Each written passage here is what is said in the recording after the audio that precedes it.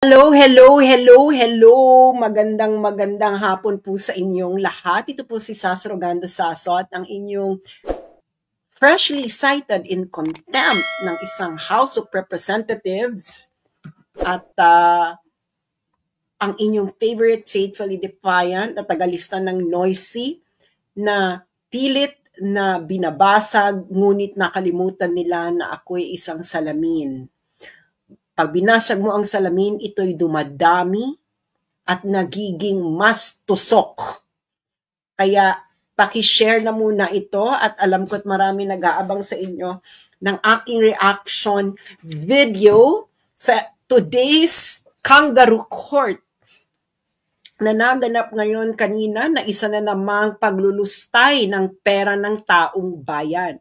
Ito'y paglulustay ng pera ng taong bayan dahil wala naman itong patutuguhan. Ang ginawa nila dyan sa House of Representatives ay ang tinatawag na political persecution or pinaka-eksakto, persecution on the account of an actual or imputed opinion.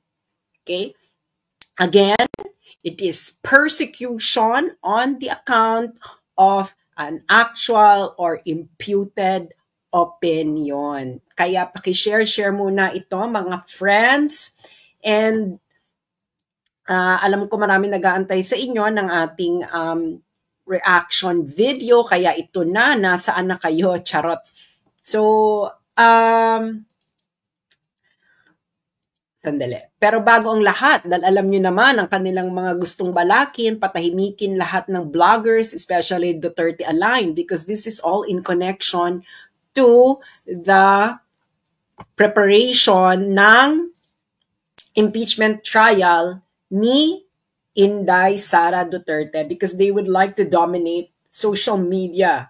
Okay? They would like to dominate social media and hindi nila magawa-gawa dahil maingay, maraming noisy, kaya gusto nilang patahimikin ang mga noisy.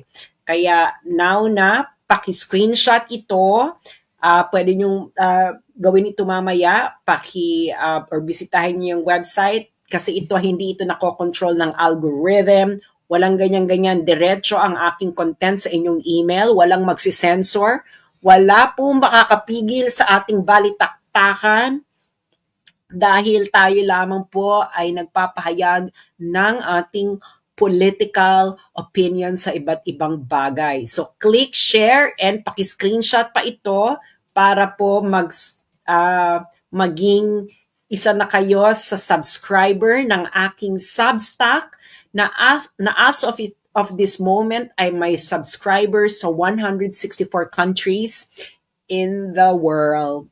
So, paki-click ang share and paki-screenshot ito at please subscribe. Importante ito dahil ito ay hindi na tayo masyado ban. Kung reader ko talaga kayo, it will go directly to your email. Ayan. So, ayan ang ating pag-uusapan ngayon ay ang nangyaring malinaw na persecution on the account of political opinion, imputed or actual. So, mga friends, so sinight na nga nila ako ng in contempt. As usual, that's all what you wanted to do, right? Kahit alam nyo nag-attend ako, kinik out nyo ako dahil for a flimsy excuse na dati, sa hearings ninyo, yung Zoom, yung mga nakatira sa ibang bansa, nasa Zoom. Hindi ba? Maraming witness sa inyo, di ba? Tama ako? Sa mga Zoom meeting nila noon, mga nakaraan, ang mga nakatira sa iba, nasa labas ng Pilipinas, nasa Zoom. Tama, mali. Ito naman, contempt ka na, ma'am. Sa sinabi ko, paulit-ulit. So, kinik out nila ako because suddenly, hindi na siya for resource person. Anyway, highway, as you can see, kanina is may mga guests from the Meta dahil syempre, AFAM, hindi nila ma-cite in contempt. Pero if you're gonna look at the actuation, sabi nila, yes or no lang ang sagot, bakit evasive? Do you remember how many people that they cited in contempt? How many Filipinos they cited in contempt for exactly doing what Meta officials did earlier? Pag Pilipino, kayang-kaya nilang brasuhin. Kaya-kaya nilang dikdikin. Pero pag mga puti na, hindi nila kaya. Hindi ba? Hindi nila ma-contempt, di ba? Sabi na nga nila, evasive, evasive. Alam naman natin, pag may mga evasive noon, kino-contempt nila na mas madilis pa sa alas 4. So this is really an exercise on abuse of legislative power. This is what it is all about. If you're still not that, again, magkaiba ang dilat sa mulat. No? Yeah, they cited me in contempt. So what? No? That is just part of their political persecution agenda. And ang masasabi ko lang is go ahead, go ahead with your political persecution. This is what this is all about. Actually, itong hearing na to, no, mas dumami pa yung aking materials na aking gagamitin sa takdang panahon. Okay? Ano yung takdang panahon na yon? Well, sabihin ko na isa ito sa mga pieces of evidence. Pieces of evidence for something, no? But alam mo naman, iniipon-ipon natin. Siguro meron akong about 2 years worth of evidence for that big thing. Okay? Kung ano yon, hindi ko sabihin. I will not let them prepare for it. Feeling naman nila, napakakapangyarihan nila, hindi ba? Pero ito lang sasabihin ko sa inyo. I am under the protection of international law. Not the law of the country where I am, but international law. Sana alam nyo yan. Alam nyo ng DFA. Di ba? So, I am under the protection of international law because I am outside my country. I'm living outside my country and I'm not a citizen of this country. So, I am under the protection of international law. So, yung mga nag-aral dyan ng international law, siguro alam ninyo kung ano ang ibig kong sabihin. So, go ahead. And I think you just made everything clearer. Actually, kahit naman yung pieces of evidence that I have before are already clear. But this one, I thought that they couldn't get any worse. So, this one got worse. Okay. So ngayon, ayan na yan, no? Go ahead. Do whatever pleases you. Do whatever makes you feel powerful because it is an honor to be cited in contempt by a very corrupt House of Representatives. Uulitin ko. It is an honor to be cited in contempt by a very, very corrupt House of Representatives led by a very, very corrupt House Speaker. And basahin nyo na lang yung post ko earlier. Nandun yung sulat ko sa kanila. Ilang beses ko nang pinapadala yan sa kanila? 4 times. I think 5 or 4. I can't remember. 4 or 5 times. Read the content of my letter. Read it. Discuss it with your kainuman, etc. And now, you would see what kind of House of Representatives you have. Hindi ba? Kita-kita naman kanina eh. Hindi ba? And yun lang masasabi ko, you go ahead and continue your political persecution because bilog ang mundo. And ang masasabi ko lang is, I know my international law. So ngayon, this is a very, very corrupt House of Representatives. Na-discuss ko na to, pero ulitin ko dahil nagdodraw ng, pinapapunta ng mainstream media sa aking page, ang mga tao sa kaka-advertise sila ng aking pangalan, and especially now, hindi ba? Kaya, i-discuss natin ang dapat malaman ng bawat isang Pilipino. Okay? Ito ang budget of House of Representatives. Okay? Budget of House of Representatives. I already discussed this before. So, anong mga sources ko nito? Ang sources ko nito is documents itself from the Senate. Okay? So, ang mga nakikita nyo dito, papaliwanag ko lang sa inyo ang budget cycle. Ang budget cycle kasi, so, yung House of Representatives, mag-a-approve sila ng version ng budget. Yung Senate naman, mag-a-approve din sila ng version ng budget. And then magkikita sila sa bicameral conference committee para i-reconcile yung budget kung magkaiba. Okay? So, sa normal na pagkakataon, ang reconciliation is either you will split the difference, okay? Or you will prepare one version over the other. Naintindihan niyo yan? Ibig sabihin ng splitting the difference, di ba? Pwede yung gagawin is pwede nyo na lang i-add yung dalawa, tapos kunin mo na lang yung average, and that's it. Or you prefer one version over the other. So what happened to the budget of House of Representatives under the House speakership of Martin Romualdez and this kind of people now pursuing political persecution of bloggers who are actually unveiling corruption in government and they're not doing anything about it. So, in 2023, the budget that the Philippine House of Representatives passed is 15.97 billion. And the budget that the Senate passed is 16 billion.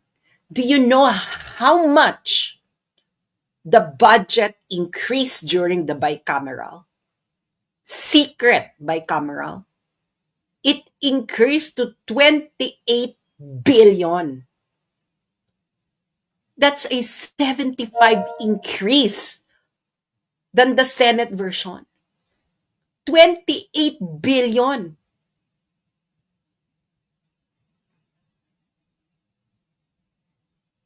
So, iba ang mulat sa dilat. Noong 2024, yung House of Representatives, ang budget version na pinasa nila is 16.17 billion. Ang Senate version ng House of Representatives budget ay 16.9 billion. Pagdating ng bicameral, bigla siyang naging 28.69 billion. Reconciliation ba yan? Hindi yan reconciliation. Anong tawag dyan? Isulat nyo sa comment section kung anong tawag dyan sa ginawa ng House of Representatives. Pera nyo yan. Pera nyo yan kayong manakikinig. Pera nyo yan. Ngayong 2025 budget, ito malala. Ang pinasa ng House of Representatives publicly ay 16 billion.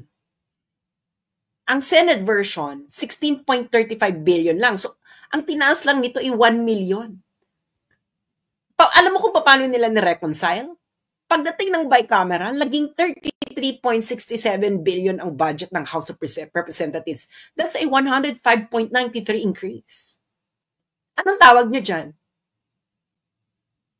Pera nyo yan. Tell me, anong tawag nyo dyan?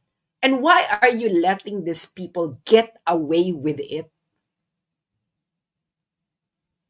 Eh yung mga snatcher nga, binubugbog. Eto, binibigyan nyo ng bilyong harap-harapan na? Tell me, what could justify na biglang lulobo yung budget mo ng 75%, 77% at 105% during the bicameral meeting? Eh, hindi naman yung pinasa nyo nung nag-public deliberation. What is this called? At sinerch ko yung mga past House speakership, past Congress, ang available lang, hindi naman kasi ganun kagaling kakatransparent ang record keeping ng ating legislative. Noong 2011, ang tinaas lang 13% under Feliciano Belmonte. Noong 2013, 8.53% lang tinaas under Feliciano Belmonte. Nung kay Pantaleon Alvarez, 0% ang tinaas ng budget ng House of Representatives during BICAM. Nung kay Gloria Arroyo, 0.08%. Kay Lord Alan Velasco, 12.86%. And then yung second speakership ni Lord Alan Velasco, 0%.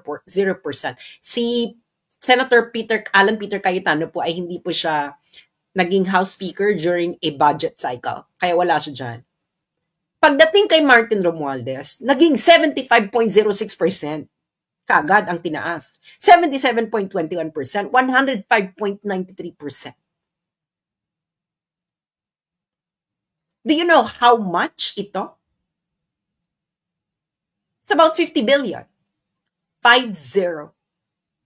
For 3 years, niregaluhan ng House of Representatives ang kanilang mga sarili ng about 50 billion pesos ng pera ng taong bayan, ng pera ninyo. 50 billion during BICAM. What exactly bakit bigla kayo niregaluhan nyo ang sarili nyo ng 50 billion during BICAM for the past 3 years? Why? Is this not corruption? This is corruption. Present this to foreigners. Kaibigan ninyong foreigners. Tell them, explain this to them. And then do a survey, foreigners. If they think that this is not corruption, that Martin Romualdez, House of Representatives, wasn't doing, if this is not massive, not just massive, but grave, karumal-dumal na kagutuman. And take note sa budget lang nila to. Hindi pa dito kasama yung AKAP, TUPAD, AIX. Hindi pa dito kasama yung sa mga DPWH contract. Tinanggal nila yung isa kong page, yung for the motherland. Kasi, bago nila tanggalin yun, I was exposing already DPWH contracts awarded to the companies owned by the families and relatives of the sitting congressman. Yung isa naka 1 billion. That's just a DPWH contract for just 1 year. Binura nila. Pinabangladesh yung page ko, yung for the motherland. Nandun yun Nandun lahat. So, tell me, that's why it's an honor to be cited in contempt by a corrupt institution. Because it only proves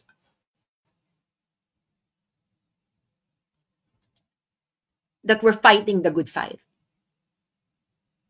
Gagawin nila ang lahat para matapatahimik. Hindi ba? Why? Tanungin yung sarili nyo, why is mainstream media not talking about this? Did you just hear it from me? Etong exposure na to? Say yes or no. Did you just hear it from me? Now, answer me. Why did you just hear it from me and mainstream media did not report it? I thought that they are against corruption. This is blatant corruption. You present this to any non-corrupt countries in the world? Tell me, how many of them would say that this is not corruption? This is corruption. Garumal-dumal grave. Halang ang bituka. Addict level na corruption. Garapal. So, yun lang, that's my comment. No? It is a badge of honor that a very corrupt institution, the House of Representatives, the most corrupt House of Representatives, perhaps in the last 10 years that we ever witnessed, it is a badge of honor that you cited me in contempt because it only means that you cannot handle bloggers, netizens who are actually practicing what every citizen should be doing, and that is scrutinizing everything that you're doing kahit mura-murahin pa kayo. Dahil kitang-kita sa mga dokumento kung paano nyo dinorobo ang pera ng taong bayan in the past 3 years. Uulitin ko, it is a badge of honor to be cited in contempt by a very, very corrupt House of Representatives. The most corrupt House of Representatives perhaps in the last 10 years or 20 years. Because kitang-kita sa mga dokumento kung papaano ninyo dinorobo, ginawang paraan para mangamkam ng pera ng taong bayan during bicameral. Bilyon-bilyon. That's why, kung maninitili lang kayong dilat at hindi kayo mamulat, you will just wake up one day na ang country ninyo, ang ginagawa na, kinukuha na ng harap-harapan sa inyo ng mga congressman ay trilyon. Pag hindi pa rin kayo nagising. Iba ang dilat sa mulat. Pag dilat ka lang, wala na kayong yung maipapamana ninyong bansa sa susunod na henerasyon. It's not going to be a nice Philippines. Do you really think?